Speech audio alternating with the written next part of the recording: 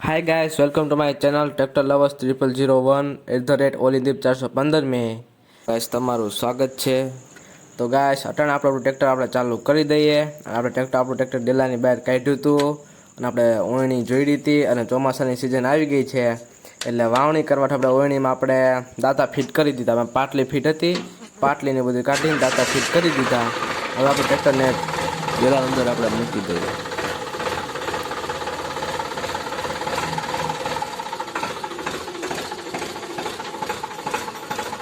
હવે આપણે આડલી કૂચી કરી લઈએ।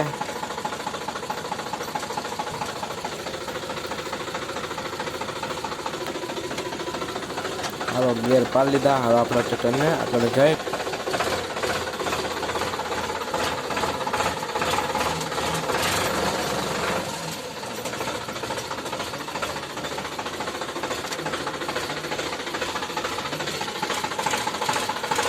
તો ગાય છે આપણે વ્યૂ ટ્રેક્ટર લઈ જઈએ।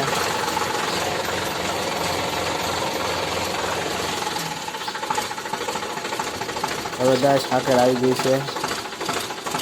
ભાઈ સવડાન ફોર વ્હીલને ગાડી પડી છે એટલે આ જગ્યા એટલી બધી નથી એટલે સાકરમાં ટ્રેક્ટર લઈ ગયા લઈ છે નહીં, વાંધો નહીં આવે મળે છે કે સાથે નડેને મૂકી દઈએ।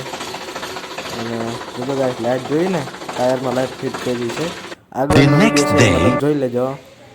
અને ચાલો આપણા ટાયરમાં જાવ ફિટ કરી દીધું છે જેથી આપણા ટાયરમાં હે ને ગારો ન છોટે।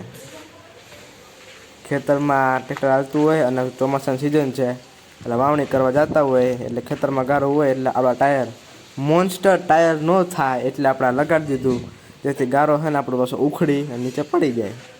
આજે આપણી વણણી તૈયાર થઈ ગઈ છે। હવે બસ ટ્રેક્ટરને બસ ચાલુ કરીને પછી વાવવા મોકલવાનું છે। હાલ ટ્રેક્ટર વાવવા જાય છે।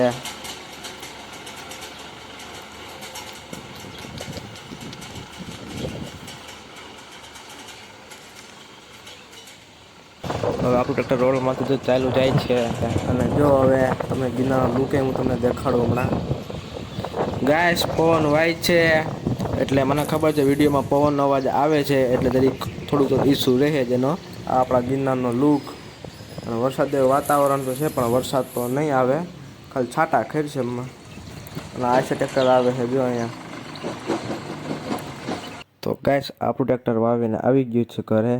તો આપણે ટ્રેક્ટર અહીંયા ઊભું રાખ્યું હતું કેમ કે એને ખવડાવવાનું ડીઝલની ટાંકી ભરતા હતા આપણે એટલે હવે ટ્રેક્ટરને ચાલુ કરીને આગળ જવા દઈએ।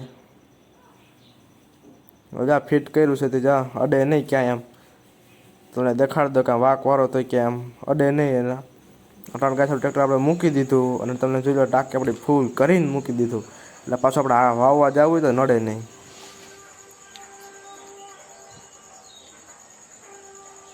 The next day.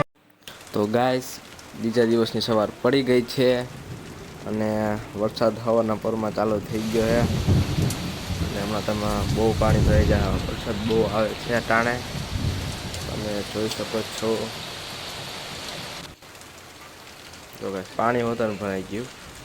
તો ગાઈસ આજનો વિડીયો આપણે અહીંયા પૂરો કરીએ અને થેન્ક્સ ફોર વોચિંગ અને આપણી ચેનલ સબસ્ક્રાઈબ અને લાઈક કરી